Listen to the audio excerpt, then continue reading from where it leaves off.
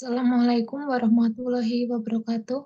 Perkenalkan, nama saya Mia Audinan, NIM W100230008. Di sini saya akan mempresentasikan tentang pengantar sistem pengendalian internal. Perkenalan, pengendalian internal diterapkan. Pengendalian internal menggambarkan kebijakan, rencana, dan prosedur yang diterapkan oleh manajemen suatu organisasi untuk melindungi asetnya, untuk memastikan keakuratan dan kelengkapan informasi keuangannya, dan untuk memenuhi tujuan bisnisnya. Biasanya, orang yang terlibat dalam upaya ini adalah dewan direksi entitas, manajemen, dan personel kunci lainnya di perusahaan. Salah satu undang-undang penting yang berkaitan dengan pengendalian internal adalah Undang-Undang Sarbanes-Oxley tahun 2002. Salah satu ketentuan utama undang-undang ini adalah pada pasal 404 yang menegaskan kembali bahwa manajemen bertanggung jawab untuk membangun dan memelihara struktur pengendalian internal yang memadai. Lalu ada sistem pengendalian internal. Sistem pengendalian internal terdiri dari berbagai metode dan tindakan yang dirancang dan diterapkan dalam suatu organisasi dengan tata kelola perusahaan yang baik untuk menciptakan 4 tujuan. Yang pertama, menjaga aset. Yang kedua, memeriksa keakuratan dan keandalan data akuntansi. Yang ketiga, meningkatkan efisiensi operasional. Yang keempat, menegakkan kebijakan manajerial yang ditentukan. Lalu ada laporan COSO 1992. Laporan tersebut penting karena menerapkan definisi umum pengendalian internal untuk menilai sistem pengendalian, serta menentukan cara meningkatkan pengendalian. Menurut laporan tersebut, pengendalian dapat mempunyai banyak tujuan penting, dan karena alasan ini, banyak bisnis memandang sistem pengendalian internal sebagai solusi terhadap berbagai masalah potensial. Menurut laporan COSO, sistem pengendalian internal harus terdiri dari 5 komponen. Yang pertama, lingkungan pengendalian, penilaian risiko, aktivitas pengendalian, informasi dan komunikasi, lalu pemantauan. Update penilaian risiko. Kerangka manajemen risiko perusahaan 2004, COSO menetapkan bahwa panduan tambahan harus dipublikasikan untuk membantu organisasi melakukan penilaian risiko yang lebih komprehensif. Hasilnya adalah COSO Enterprise Risk Management Integrated Framework tahun 2004 yang berfokus pada manajemen risiko perusahaan atau IRM dan dibangun berdasarkan COSO Internal Control. Lalu ada update COSO tahun 2010 tentang IRM. COSO memutuskan untuk menugaskan North Carolina State University untuk melakukan survei pada musim panas pada tahun 2010. Beberapa temuan utama. Yang pertama, sebagian besar percaya bahwa kerangka IRM secara teoritis masuk akal dan menjelaskan kuncinya dengan jelas elemen proses IRM yang kuat.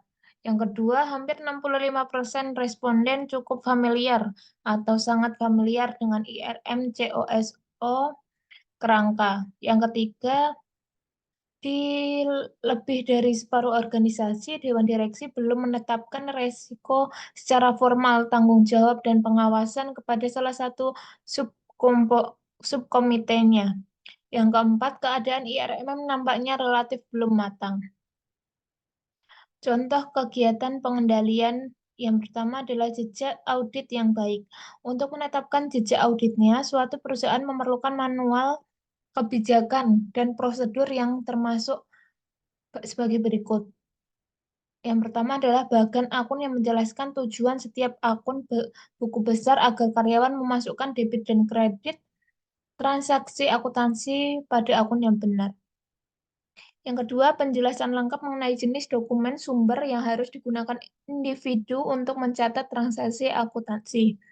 Yang ketiga adalah penjelasan komprehensif mengenai wewenang dan tanggung jawab yang diberikan kepada setiap pihak individu, misalnya orang yang menetapkan batas kredit untuk pelanggan. Lalu ada kebijakan dan prosedur personalia yang baik.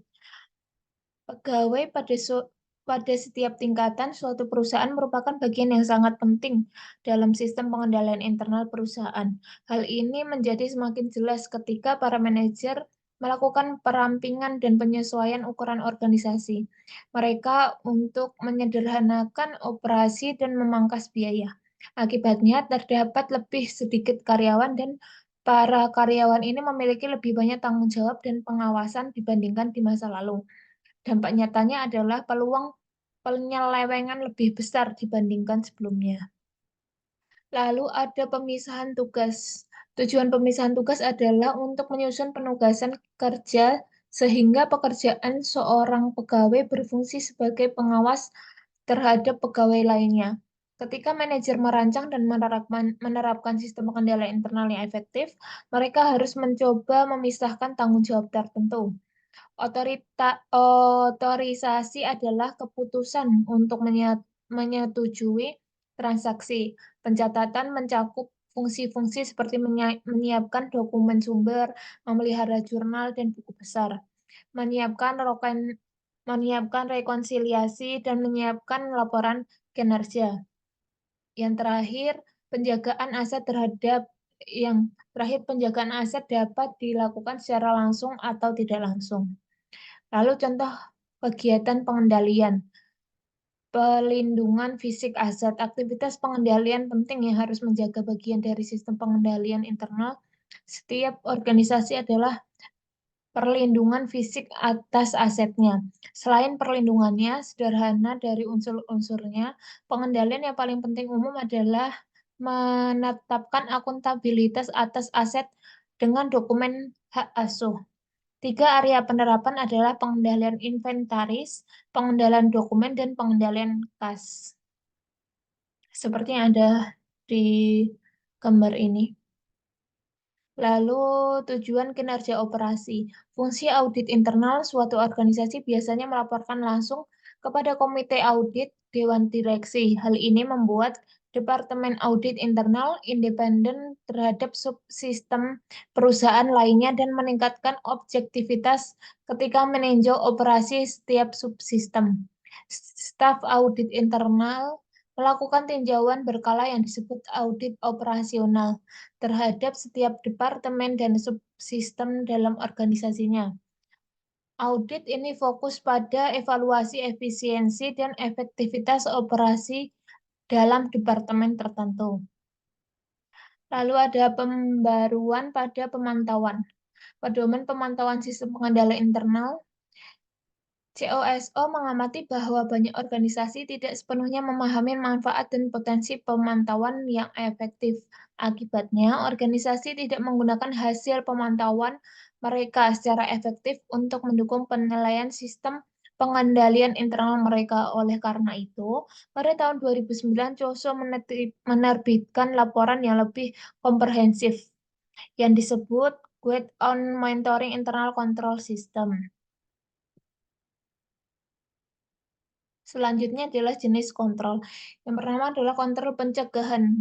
Pengendalian preventif adalah pengendalian yang dilakukan manajemen untuk mencegah terjadinya masalah. Lalu ada kontrol detektif, yaitu organisasi juga memerlukan pengendalian detektif yang kuat, yang meningkatkan manajer ketika pengendalian preventif gagal. Lalu ada kontrol korektif, yaitu pengendalian korektif adalah prosedur yang digunakan perusahaan untuk memecahkan atau memperbaiki suatu masalah. Selanjutnya adalah mengevaluasi kontrol. Persyaratan Undang-Undang Sarbanes-Oxley 2002 secara signifikan mengubah cara auditor internal dan manajemen memandang pengendalian internal dalam suatu organisasi. Secara khusus, laporan keuangan tahunan perusahaan harus memuat laporan pengendalian internal perusahaan sebagai berikut. Yang pertama, pernyataan bahwa manajemen mengakui tanggung jawabnya untuk menetapkan dan memelihara struktur pengendalian internal dan prosedur pelaporan keuangan. Penilaiannya pada akhir tahun fiskal terdapat efektivitas pengendalian internal struktur dan prosedur pelaporan keuangan. Lalu ada pengesahan oleh auditor perusahaan bahwa penilaian yang dilakukan oleh manajemen adalah tepat. Selanjutnya adalah analisis biaya manfaat. Perusahaan mengembangkan paket pengendalian internal yang optimal dengan menerapkan konsep biaya manfaat.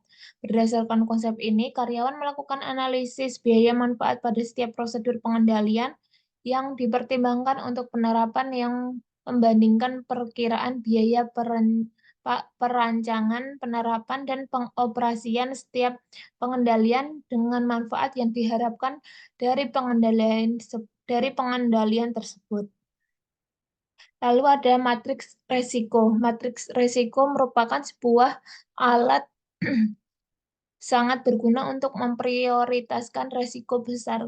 Dalam matriks resiko, seringkali terdapat faktor-faktor kualitatif dalam situasi pengendalian keputusan yang mana mengklasifikasikan setiap potensi resiko berdasarkan biaya mitigasi dan juga kemungkinan terjadinya. Sekian presentasi dari saya. Mohon maaf bila banyak kekurangannya. Wassalamualaikum warahmatullahi wabarakatuh.